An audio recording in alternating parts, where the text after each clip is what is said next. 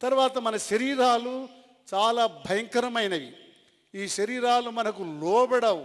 శరీరాల్ని డిసిప్లిన్లో పెట్టుకోవాలి అంటే పునరుద్ధానపు శక్తి ద్వారా శరీరములను డిసిప్లిన్లో పెట్టుకోగలం. మనం ఇతరులను చాలా హేట్ చేస్తూ ఉంటాం, అసహించుకుంటాం, వాళ్ళను కోపపడతా ఉంటాం వాళ్ళ మీద. వాళ్ళను ప్రేమించాలి అంటే పునరుద్ధానపు శక్తే. శిష్యులను ఒకసారి చూడండి, వాళ్ళు ముందు పవర్లెస్. పునరుద్ధానపు శక్తిని కలిగిన వెంటనే ఎంత పవర్ఫుల్గా అయినారు. బయటకు వచ్చి ప్రాణాలు ఇవ్వడానికి వాక్యం చెప్పారు. వాళ్ళు ముందు పిరికివారు, మళ్ళీ వాళ్ళు చాలా బలవంతులైనారు.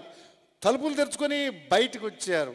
ముందు సెల్ఫిష్ వాళ్ళు, మళ్ళీ ప్రేమించే వాళ్ళు అయినారు. ముందు అన్బిలీవింగ్, మళ్ళీ బిలీవింగ్ అయినారు. దీనికి అంతటికీ కారణం పునరుద్ధాన శక్తి. ఆ శక్తిని నువ్వు పొందాలి అంటే ఈ రాత్రి యేసు ప్రభువును నీ రక్షకునిగా స్వీకరించాలి. నాకు ఆయన అవసరం లేదంటే అది మీ ఇష్టం, కానీ చెప్పే బాధ్యత మాది. మీరు వింటున్నారు, తీర్మానం చేసే బాధ్యత